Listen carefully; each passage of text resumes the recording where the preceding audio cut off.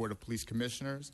Madam Secretary, please call the roll. Good morning. Let the record reflect Commissioners Soboroff, Johnson, and Figueroa Villa are present, and we have a quorum. Number one on the agenda, Commission comments. Great, thank you. Any Commissioner comments? No, sir. I have a couple.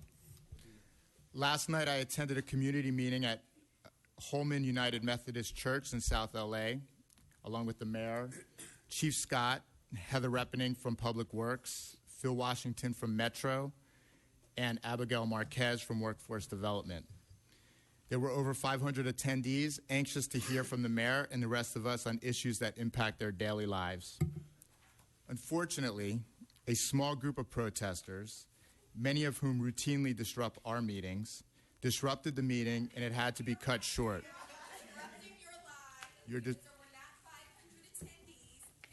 You're disrupting this meeting. If you continue to disrupt, you will be asked to leave. Stop lying. Stop reading from your Tyler script and have enough. This is your last warning. Have enough sense to be able to speak for Okay, now I'm asking you to leave. You need to leave the meeting. Right? Can you speak for yourself? Can you speak Time for you to leave the meeting. Stop lying. You're a professional liar. Stop being used by Steve Soboroff. Sergeant at Arms, please have her removed from the meeting.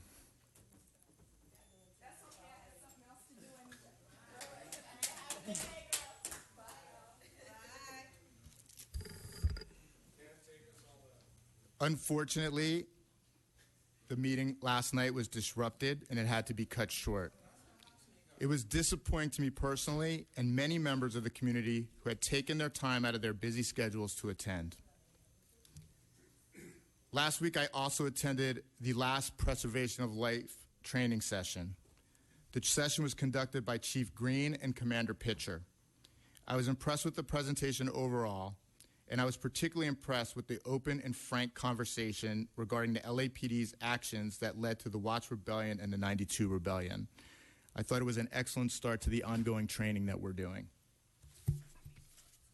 Any comment cards on? I just have one comment. Sure. A short one. What's too bad is the message is important, but the messengers have lost trust and credibility by their actions. Too bad. Because the message is important. You're doing a disservice to the masses. Okay. We do have two comment cards. We have Hamid Khan and Jamie Garcia.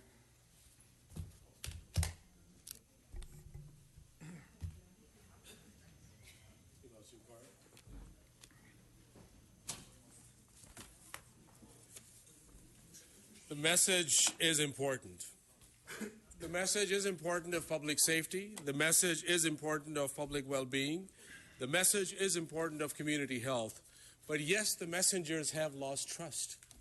Because you are the messenger. You, Soboroff, who tried to act up, was the messenger to serve and protect. But in your lies and completely masking everything else and becoming a shock absorber for state violence, you have lost credibility and trust in the eyes of the people. Yes, the message is critical. The message is critical because people want to live peaceful lives. The message is critical because people want health facilities. People want youth centers. People want community centers. People don't want to be killed at the hands of the cops. You, the messenger, you, the face of this violence, you, the one who sits up there and presides, and now you have a new president, has been presiding, and the new president presiding over this violence as well, presiding over this racial profiling, presiding over corruption and violence of an institution that even gives a hoot about the Department of Justice consent decree. So don't sit there in your grandeur and try to lecture us that the message is important, but the messenger has lost trust. Let's be very clear because the people know who has lost trust and who has lost credibility. Last night was another example of Matt Johnson sitting in his grandeur saying that, a few people, it wasn't a few people. It wasn't a few people at all. It was quite a lot of people over there who were there. And yes, people who didn't speak were also anxious about what's going on an everyday basis. We try to reach out and meet with him, and yet at the same time, the argument goes on, well, we got to meet at noon. Well, the communities can't meet at noon. We got to meet over here at this police headquarters. Well, come to the community and meet. So yeah, you're right. You're right. There is something to be said about the message. But the message of the people who have all the trust and credibility is that we're not going anywhere. The message to you is that we're coming at you. Thank you. Jamie Garcia, and we do also have one comment card for Eddie Howard. So just to make it very clear, what happened last night is that there was frustration there, and there was a lot of frustration there, and I think that at least that's being acknowledged. But that meeting was initially initiated because Black Lives Matters organized. They organized. There was a protest in front of the mayor's house, all in regards to Ezell Ford, and there was a promise made for a collaboration for a town hall. That town hall occurred without even the invitation of Black Lives Matters. So it was a complete dismissive attitude towards that organization, a complete blocking of that organization being a collaborative partner in that town hall. So it was very underhanded and undermining of the community. So I want to make sure that that is clear. And so now, Mr. Johnson, what we're asking of you, and I think it's a very simple request, is that you be present in a community forum, a community and public meeting at a time when the community can meet. That's not, and if that collaboration can occur, maybe that dialogue that you want to have can also occur. But when the community is undermined, when the community is blocked, you're going to see frustration. And that's not something to be disappointed in, that's something to learn from. So if you want to be that community leader, learn from the mistakes of Garcetti. Realize that he undermined it, he dismissed all that work that one community organization had asked to meet with him and asked to collaborate, to ask to be a part of that process, but was completely left out until they stepped up and said, what happened here? We asked to be a part of that process, and you left us out. You organized with all these other groups, and you left us out. We camped in front of your house. We had our set of demands. We were consistently present, letting you know what we wanted, and you undermined us. You dismissed us. You completely ignored us. That is the lesson here, and that is what I'm calling on you to not do. Meet with us, meet with the Stop LAPD Spying Coalition, meet with LA Can, meet with Black Lives Matter at a time when the community can meet. If you can do that, then you will start on a road that's a lot better than the road that Garcetti set for himself.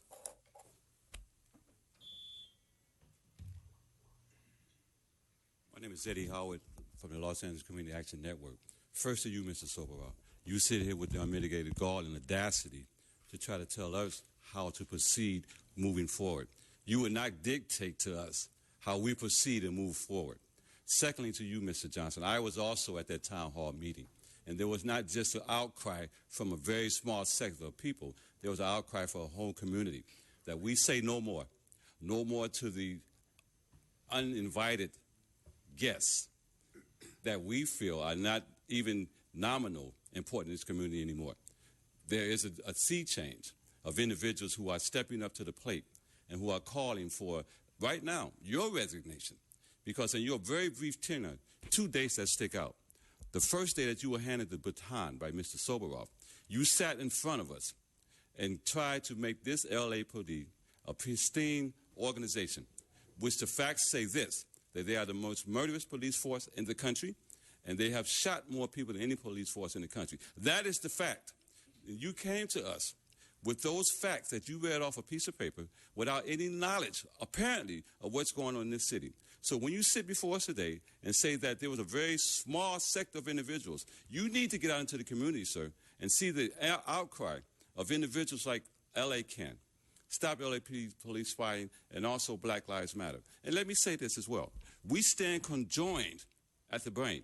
So we not only have conversations amongst ourselves, we strategize amongst ourselves. And our tactics and strategy are not going to be dictated by anyone on this panel, anyone in this city, anyone in this state, anyone in this country. For indeed, we say without equivocation that black lives do matter. And this is a new normal. We're going to be here. This is not just a moment. This is a movement. So if you think we're going somewhere, we're saying we're going to be unmovable, steadfast, and diligent in our fight to make black lives not a crime in this country. Thank you. We're now on item number 2, report of the Chief of Police, Chief Pasinger. Mr. President, members of the Commission, just a brief presentation on year-to-date crime. Comparison of 2014 to 2015, homicides are up 12.1%, sexual assaults are up 6.4%, robberies are up nearly 16% at 15.8%, aggravated assaults are up 26.7%, which brings the total violent crime increase to 20.7% year-to-date compared to last. In property crime categories, burglaries are up 6.5%. Motor vehicle theft is up 18.1%. Theft from vehicles is up 14.5%, and personal theft is up 6.3% for a total property crime increase of 10.6%, which brings a grand total for Part 1 crime increase of 12.6%. By bureau, Central Bureau is up 15.6%, South Bureau is up 9.8%, Valley 11.8%, and West Bureau up 13.1%. And that concludes the report of the Chief of Police. Thank you. Do we have any comment cards? We have 4 comment cards. We have Jamie Garcia, David Sanchez, Agustin Zabada, and Nia Amina Minor.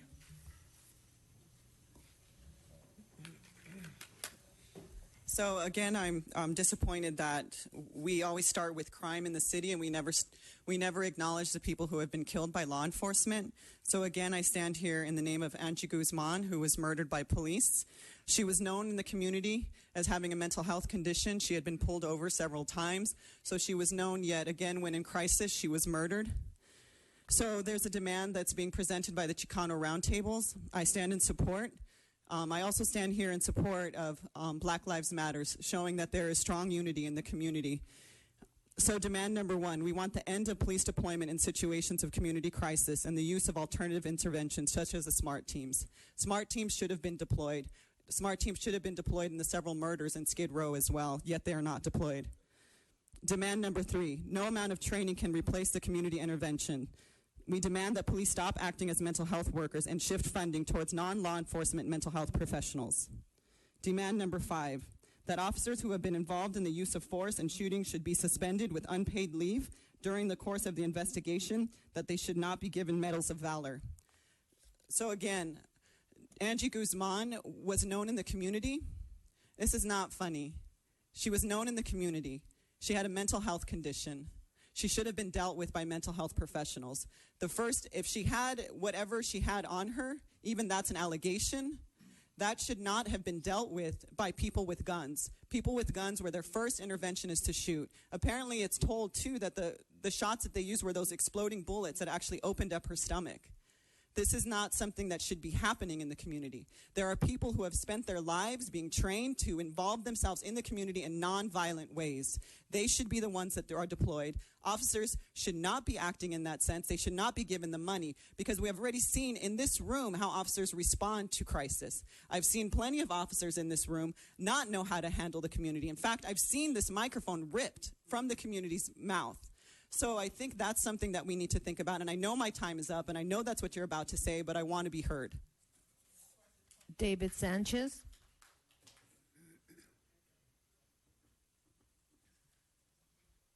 Hello, everyone. Yes, I'm co-chair of the Chicano Roundtable, David Sanchez, PhD, expert on reducing violence. And certainly we have police violence in our area, and we want to do something about it, and that's why we're making these demands. In memory of Angie Guzman, who did not deserve to receive the death sentence for just being there on the street, and we need changes, and we're making these demands, asking for changes. Number 6, we demand that the police department release all names of people who have been shot. We want those names to be released immediately. We also want you to release the names of the officers involved in police shootings. I'm part of the Chicano Roundtable. We also demand that more officers accept accountability for their overreaction and their use of their firearm. We are also asking that traffic enforcement stop racial profiling and excessive ticketing in poor areas such as South Central Los Angeles. We also demand that officers of the LAPD learn better verbal communications. Most cops can't even talk.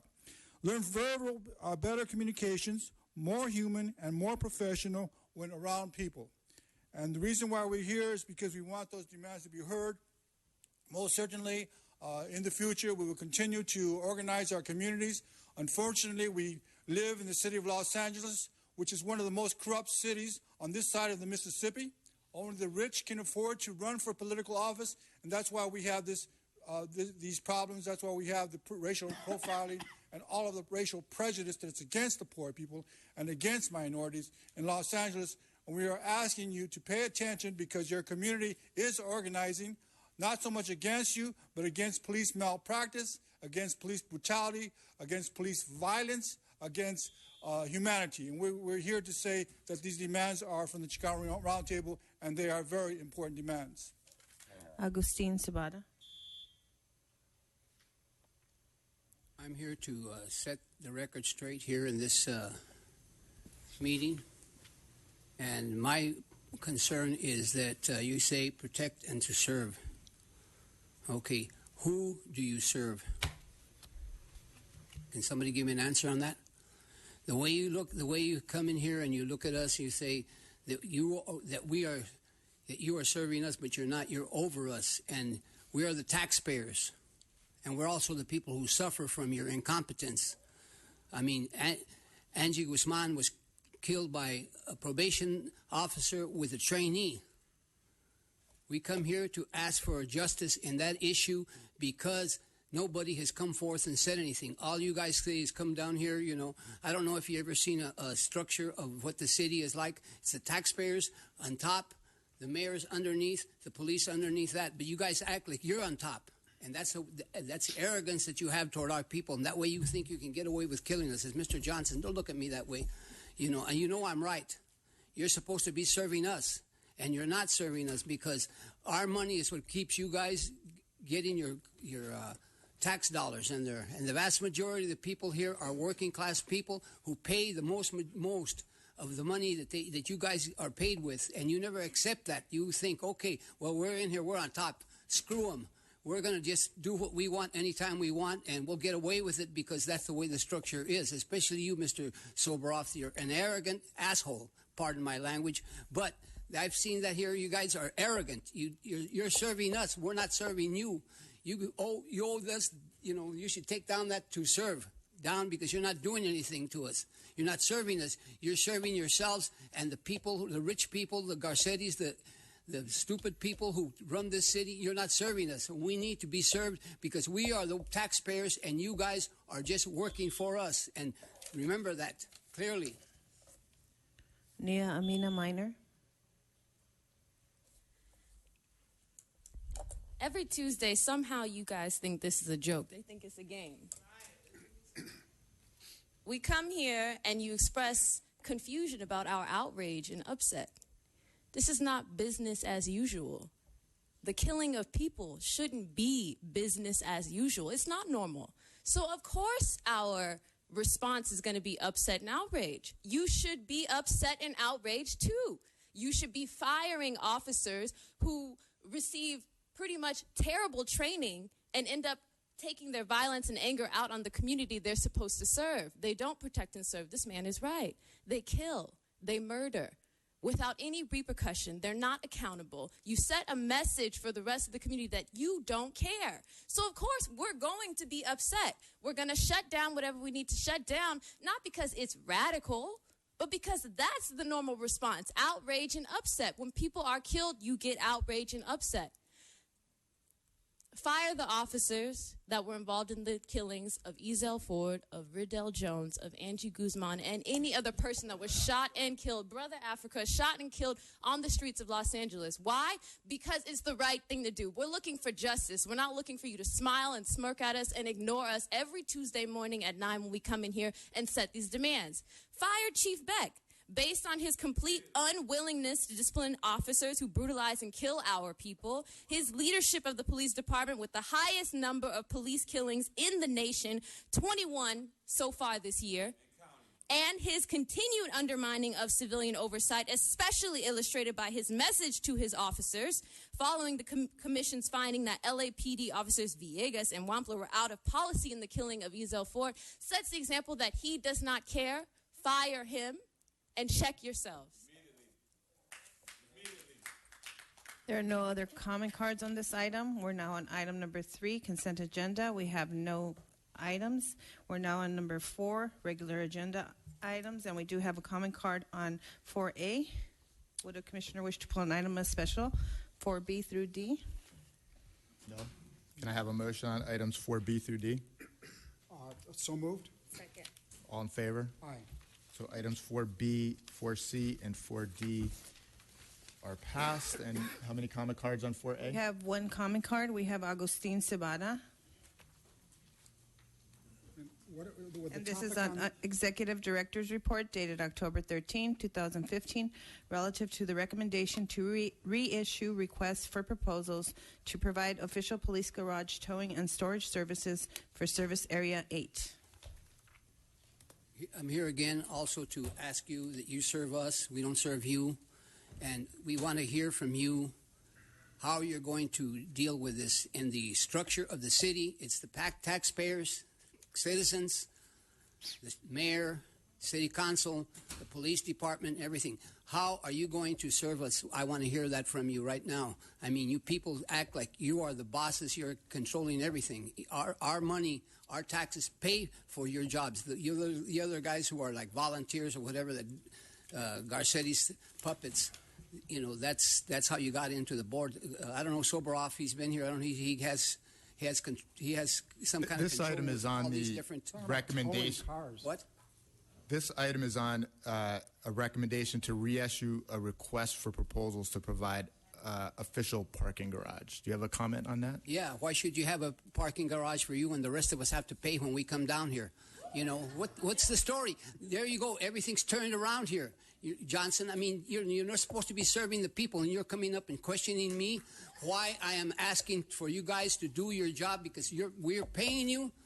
Come on, Johnson. Do you have your own spot there since you're the chairman of the commission?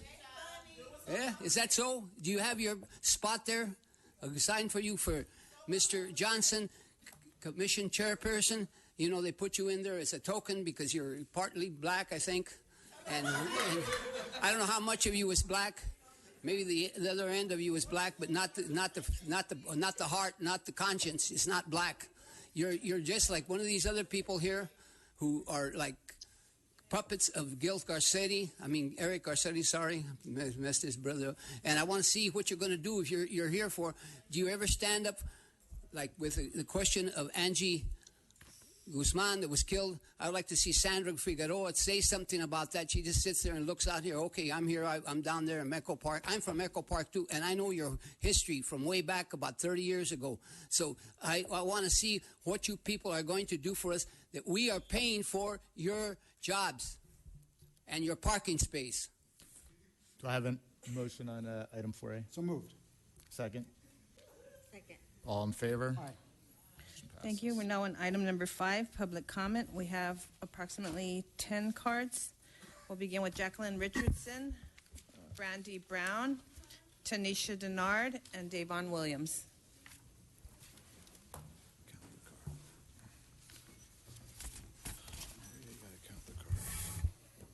I have 2 questions to ask you. The first is, it might stop the murder of little children across the nation if you could do this for us. Can you check the status, the Social Security numbers of the youth and children? And if they have driver's license numbers, can you check to see if the driver's license or Social Security numbers have been recycled? If they were recycled, they could be recycled as far as New York City. If you can do this, it might stop the murders. It will stop the murders of some of these youth and children. Immigrants may buy some of these numbers without knowing these children or youth were murdered, so they can have automatic citizenship, and therefore it'll stop. If they can't sell them, they won't. The children will not get murdered. It'll save the lives of some of the children. The second question I want to ask you if the officers who were accused of crime can be physically examined to see if you can find something unusual in their physical bodies or in their bone structure. Thank you. Thank you. Brandy Brown. Hey. Good morning. My name is Brandy Brown. I'm from the Youth Justice Coalition, and I'm here because it's a lot of senseless killings going on. I mean, this morning I heard of a guy getting killed on 111th and Figure Ward, and they say he was trying to run the police over. That just don't sit well with me. People keep dying for no reason. I mean, Soboroff, you sitting up here laughing like it's something really funny. Like, what's funny? Like, I really want to ask you that because you keep on smirking. Like, I've been sitting here watching you smirk the whole time. Like, I don't see nothing funny. Somebody losing their life for nonsense, that's dumb to me. Like, y'all steady killing us in the world that we live in, that we got to fight for our life every day. And you really sitting up here like you got a little smirk on your face. Like, what the hell is so funny? Like, answer that question. Tanisha Denard. Good morning. My name is Tanisha Denard. I want to follow up on an assembly bill that was just passed in legislation, Assembly Bill 953, which will require y'all to track this data that y'all so-called already tracked, just so we can make sure that there's no racial profiling going on, just like y'all say it ain't. So my name is Tanisha again. I'm from the Youth Justice Coalition.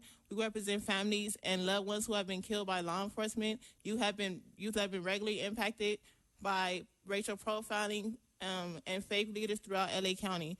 Over the past year, our organization have worked together to write an Assembly Bill 953, and we are here today at the Police Commission meeting to notify you and other law enforcement officials in LA County about the changes in the law and the request to meeting with you to discuss this new implementation. On Saturday, October 3rd, 2015, Governor Jerry Brown signed AB 953 into California's law.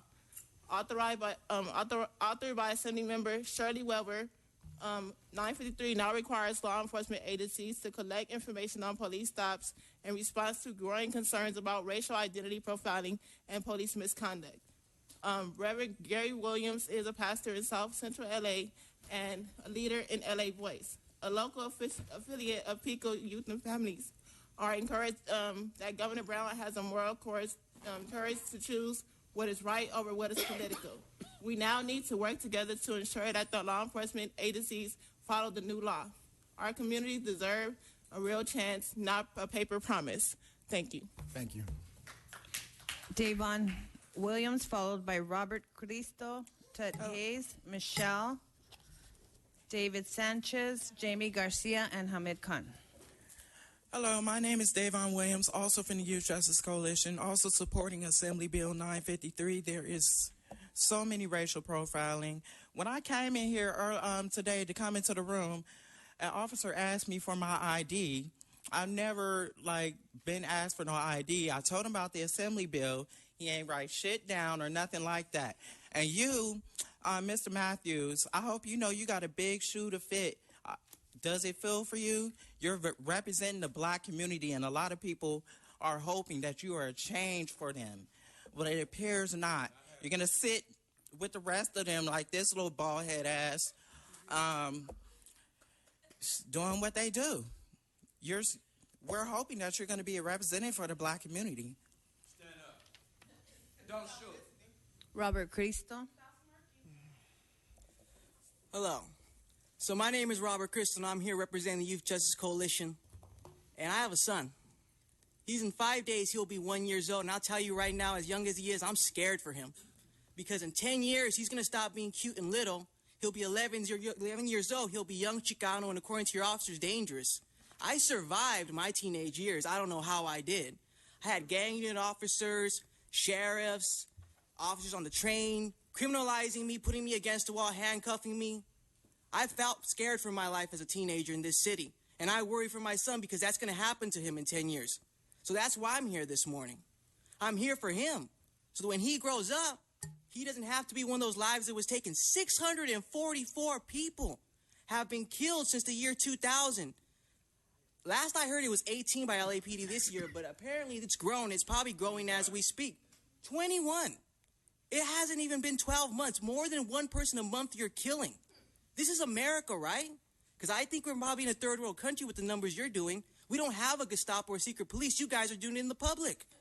18 shots to your guns, and you pack multiple weapons. You guys are going in there ready for war, and this is a community. There are children that live in these streets you guys patrol. Children that play in the yards, children that walk to school, and you're out there trigger happy. Officers that have shot people from their car doors, officers that have shot people as they were standing, shot people as they were running. The tasers don't work, or at least you don't have faith in the tasers. God forbid you break out the baton, you might accidentally beat somebody to death, and that's happened before in the list. So I ask you, what are you going to do about that for your children? Because you might have children or grandchildren. You think when they see your grandchildren of color, the people of color on this commission, I'm asking you, you think when they see your grandchildren, when they're teenagers, they're going to recognize that they're your grandchildren, or they're going to see them as another youth of color, dangerous and ready to kill? Thank you. Tud Hayes. Thank you.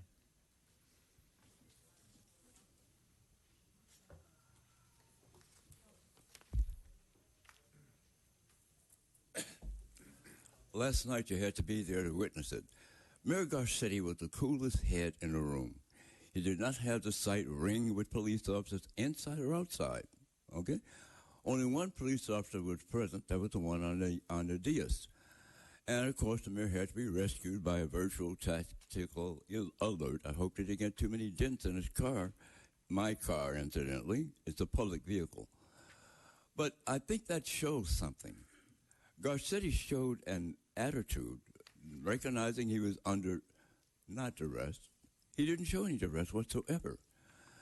But you keep questioning these people about whether or not they're on the topic on the agenda under 2 lousy minutes. Leave it alone. Don't challenge. It's not necessary. The Brown Act says that how many lawyers does it take to violate the law? Apparently, there are 3 lawyers on this commission, and all of you violate the law. It's the only thing I've ever seen that says the persons on the dais must be given a copy of it, and points out that if any time they attend a meeting where they violate any aspect of the Brown Act, it's a misdemeanor. It's a crime. But nevertheless, you consistently, continuously, and always violate the Brown Act and commit that crime. I think you're immune. Jackie Lacey may not step in. No one will ever prosecute you for violating the law. Well, you got another thing coming. It can be done.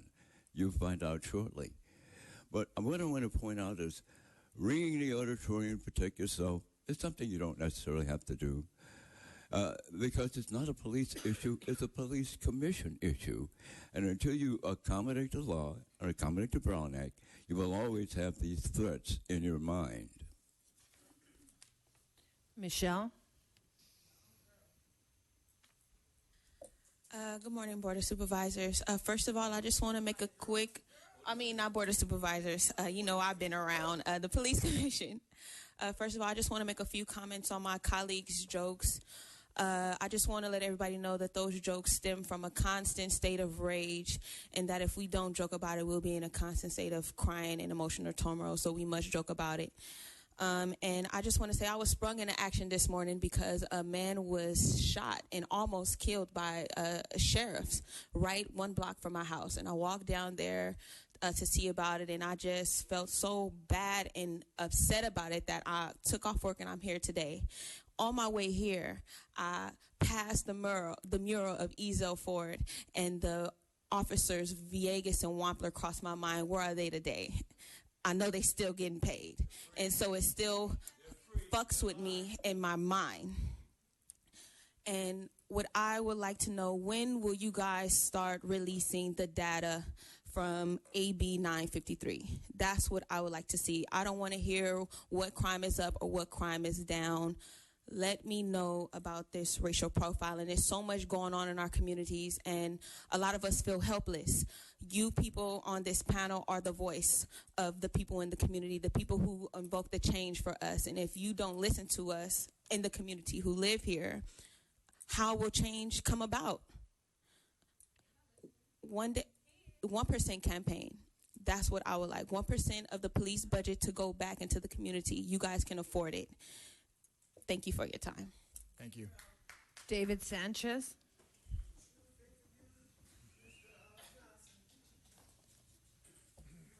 Hello, my name is David Sanchez, PhD. I'm here, hopefully that you will understand that we are made of very large communities. And, for example, the Mexican-American Chicano community consists of 50% of all the students in the state of California. We have 50% of the student population, so that's a very large number of people. I represent a number of organizations, and I'm here to let you know that it's about time that change take place. I mean, we're tired of you guys just draining taxpayers' money, putting people in prison. Everyone you put in prison, the system makes $60,000 per prisoner per year. I mean, this is just more and more money. Courts, another $10,000. Coroner's office, another $10,000. Every time you kill somebody, it costs the coroner's office another $10,000. So I think we need to look at, not just the improvement of the LAPD, but stop wasting taxpayers' money. I mean, when does it end? I mean, do you have a checkbook a blank checkbook? It seems like you have a blank checkbook. And we're saying, no, we need change. We need change now. We need the socialization of society, not the criminalization of society. Because every time you put somebody in prison, they don't improve; they get worse. You have to understand that. And to stop, we're here to stop police violence, and we're asking for police prevention, not police violence. And so often, I mean, people are making money off the poor people, cops, judges, lawyers. Everybody's getting rich off prosecuting poor people. The LAPD's been down there in South Central Los Angeles for the last 50 years, farming the community. Farming the community for who? So judges can make more money? So cops can make more money? And all that is it's totalitarian society profiting off the poor people, and that is oppression. And we're saying that kind of oppression, that kind of money that you're making off of locking poor people up needs to stop. Thank you. And the final two speakers, Jamie Garcia and Hamid Khan.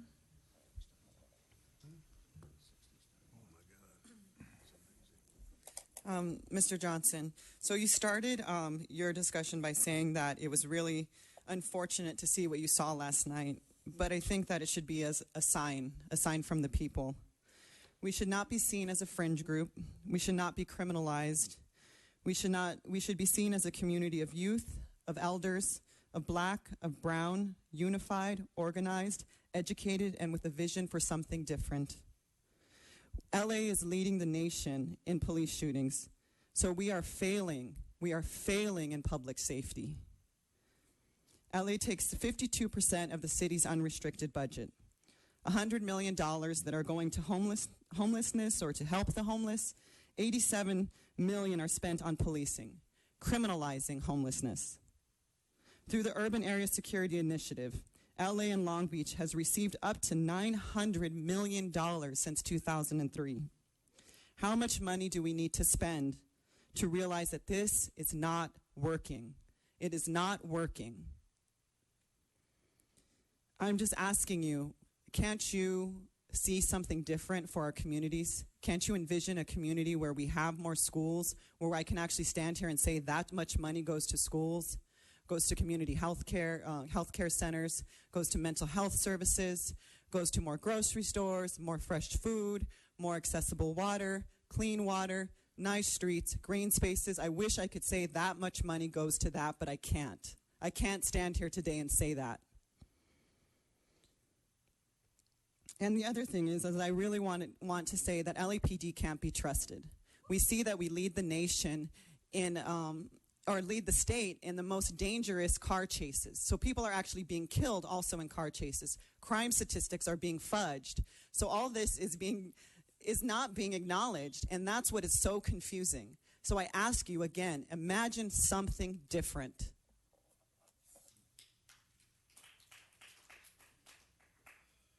Hello, Hamid Khan with the Stop LAPD Spying Coalition. I'm reminded by the stated intent of the counterintelligence programs, COINTELPRO, from the 50s through the 70s. And before that, the Red Squads as well, which LAPD was very much a part of the Red Squad and still continues to engage in those kind of behaviors. And the intent was to dismantle, discredit, and neutralize movements for liberation, movements for social justice. So what we are seeing here is that how this broad stroke is being used as one community. Yes, we are one community. Yes, we are one community that come together because what joins us is that we aspire towards liberation. We aspire towards peace. We aspire towards freedom. But it's a much larger community. So don't use that. It's an insult for this vibrant group to be saying that you are just this fringe one community. So please stop doing that. And just at least look at it. Look at the multi-generational makeup of this movement. Look at the multi-generational movement. Look at it, Soberov. I mean, how many times would you, I mean, what happens to your self-esteem? How many times do you have to be insulted publicly? Because you try to make a mockery of this mosaic of people who bring their lived experiences, who bring their pain, who bring their trauma. They just don't come here because many of us are here that we had to leave work. Many of us are here that we had to take time out. Many of us are here to leave school. Why are we doing that? We're doing it because we're sick and tired of being sick and tired. We are told that we have to be polite, but what we are facing is not polite. It is violent, it is vulgar, and it's completely out of control. We write to you letters. We ask to meet with you. We ask for public hearings. We show by evidence this man, the Inspector General, and this man, Steve Soberov, publicly make a mockery of racial profiling, publicly. When half of 50% in the gender count of suspicious activity report are black women. What do you tell these black women? What do you tell them? What do you tell the 31% of the black community in the city of Los Angeles that they're going into counterterrorism files? We bring you all this evidence. This man sat there when he even knew that the LAPD was sabotaging the consent decree, so he's complicit in that crime as well. Thank you for your comments. We have no other comments on this item. We're now on item number 6, closed session, and we do have one comment card before we recess. We have Michael Williams.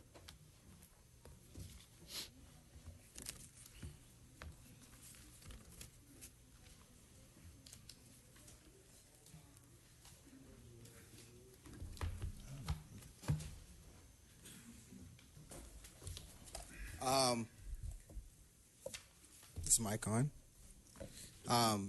So, Matt Jackson, I asked you a question last week. I don't know if you answered it. Maybe you answered before I got here. Does anybody know? Audience? You didn't answer my question. So that just takes me, as I understand, that you don't care a thing about what anybody comes up here and says. So I'm lumping you now with everybody else. You guys, talking about officers-involved shootings, you guys found that Officers Villegas and Rumpler broke police protocol and policy. You even came to a finding that if they had not engaged Ezell Ford, that he would not have been killed. So I want to put this in a way that maybe you might understand. If someone breaks the rules, right, breaks whatever rules or code or whatever is in a job, right, and in so doing so, someone gets killed, do you think that person should get fired? Yes. That's all I'm saying, is that you guys don't have the ability to fire him, but you have the ability to put someone in place to fire them. And you guys refuse to remove someone who has clearly stated that he will not fire them, even though they broke protocol, even though you found on the board that they broke protocol. But you refuse to put pressure on the person that would have the ability to relieve these officers of their duty. Okay? You guys want to wait until it happens again and again and again and again and again and again, and you want to wait until we have a riot like in Baltimore or uprising in Ferguson before you guys want to do change. Is that what it's going to take? It shouldn't have to. It doesn't have to. Do something now. There are no other comment cards. The Board of Police Commissioners will now recess into closed session to discuss item number 6A in accordance with Government Code 54957. I said, the reason why we coming at you so hard, Mr.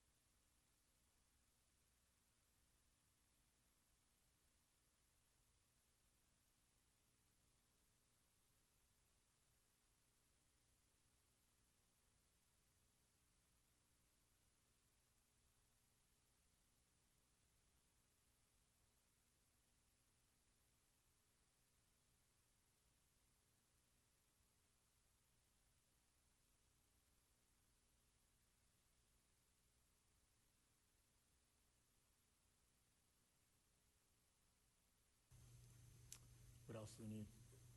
Let's go. The Board of Police Commissioners has concluded its work in closed session. We're back in open session.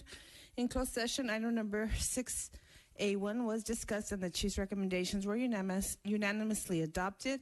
In closed session, item number 6A2 was discussed and the chief's recommendations were unanimously adopted. Mr. President, is there a motion for adjournment? We are adjourned. Thank you. Thank you. Okay.